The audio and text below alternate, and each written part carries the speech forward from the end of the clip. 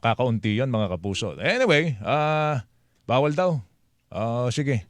Sige. Standby lang mga kapuso. Andito po ang ating makakasama mula sa VMMC. Kamustahin na nga natin VMMC, Weng? Yes, dahil lang doon ang ating, ang isa doon ay si Attorney Zulaika Lopez, ang Tsaka Chief of yung isa Staff ng pang, OVP. yung isa pang Si Acosta, hindi ako disbursement nagkakamali. officer Nasa yata linya po yun. natin si Dr. Joan May Perez Rifarial, official spokesperson ng Veterans Memorial Medical Center VMMC. Dr. Perez Rifarial, magandang umaga po. Hi, ma'am. Doc. Yes. Hello. Good morning, Ma'am Weng. Good morning, Sir Joel. At sa lahat ng mga nakikinig at nanonood, good morning. Kamusta po ang operasyon po ng VMMC, ma'am? Mukhang, alam ko, Weng, kasi nakita ko na yan been there, done that. Oo. Kumbaga, Yes. nag-cover na ako nung nandiyan si ERAP. Mhm. Cover na rin ako nung Yes. nandiyan Gloria. si GMA. Parang ito, may bago na naman. Nandiyan ang madalas bisitahin dyan, bumisita dyan ng ating Vice Presidente. Kamusta operasyon ng VMMC? Natala ba ang operasyon o tama, sakto lang at wala namang problema? Thank you for the question, Sir Joel. Of course, ang priority pa rin natin is huwag ma-disrupt ang ating services, delivery of care to our patients. At para to explain ng Sir Joel na ang Veterans Memorial Medical Center, we are under the Department of National Defense. Yes, Kaya, yes, oo. Kaya yun ang pagkakaiba, kaya siya unique. Kasi in terms of operation services, patuloy siya. At hindi ini-ensure ng lahat ng ng staff na hindi po affect ang kung ano man ang nangyayari ngayon doon sa delivery of services to our patients and their families and clients.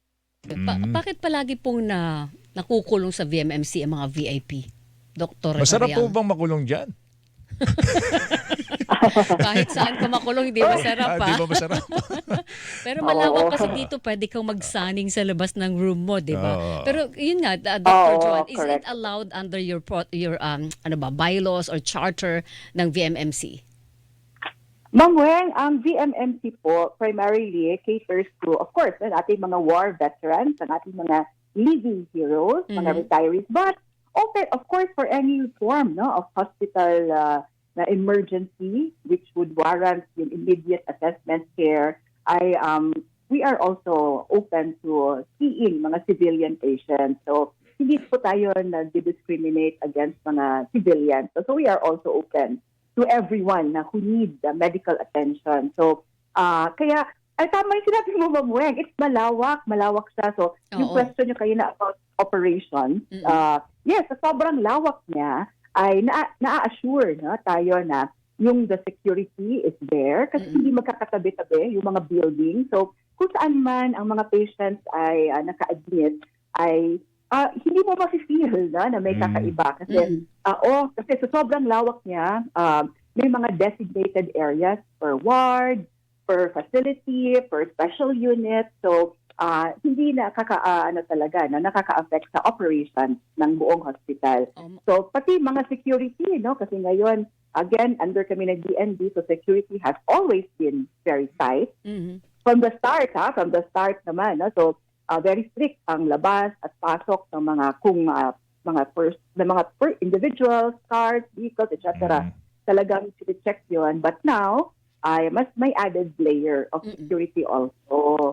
At meron sila mga designated areas, even the media, meron, at hindi napapabayaan. Also, yung security na added support for now. Yes, so everyone is being taken care of properly. Okay. Ma'am, hindi kami hihingi ng update sa kalusugan ng inyong bagong pasyente dyan na si Attorney Zulaika Lopez at si Ginang Acosta. Pero gusto lang namin malaman ano yung protocol para sa kanila. Do they have the same privilege ng pagdating sa visiting hours as the other patients na nandiyan po sa VMMC?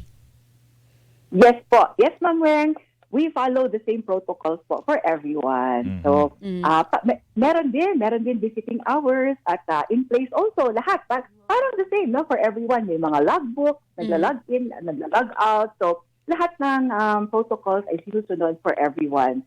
At yun, kaya very lang siya. Kaya siguro ang question nyo kanina, yes, kasi lalo na ngayon, marami na pong mga bagong technology na ang nasa veteran. Yes, oo. Meron na kaming open heart na surgery or bypass or which are new. Ang dami ng Hindi na pupunta ng heart center. Diyan na lang, pwede na. Pwede, Sir Joel. No? And in fact, yes, and bago lang, recently also, nagbukas ng inaugurate ng bagong wing. So, this is a fully operational wing 2 weeks ago, inaugurate sa. So, really, it's continuously, talagang being continuously upgraded and developed, and we continue to provide the best possible care tailored to each patient's condition. Yun, no. Ma'am, salamat. Doc, thank you, Thank you po sa inyo. Good morning, ma'am. Yes, thank you. Good morning. Thank you, Sir Joel and Ma'am Weng. Good Si morning Dr. po. John May Perez Rifarial, mga kapuso. Malawak ang maganda.